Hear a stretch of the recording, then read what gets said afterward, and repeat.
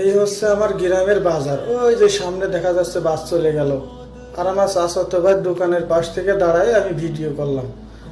এখন দুপুরবেলায় মনে হচ্ছিল যে একটু গ্রামে বাজার, একটু হেঁটে হেঁটে আসি, মানুষদের সাথে দেখা হবে। আল্লাহ, আইসা দেখতেছি একটা মানুষও দোকানে নেই, আমি একমাত্র পাবলিক যে দোকানের দিকে যাচ্ছি। দোকানপাট সব বন্ধ। ভোটের আগের দিন হওয়ার কারণে সব দোকানদাররা ভয়ে বন্ধ করে দিয়েছে যে আর্মি এসে কোন সময় বাড়ি শুরু করে। হাঁটতে হাঁটতে আমার বাড়ির কাছে যে মাঠ, এখানে ধান লাগাছে, ধানের জমিতে দেখতে চলে আসলাম। এই জমিটা অবশ্য আমার না, আমাদের গ্রামেরই এক চাচার।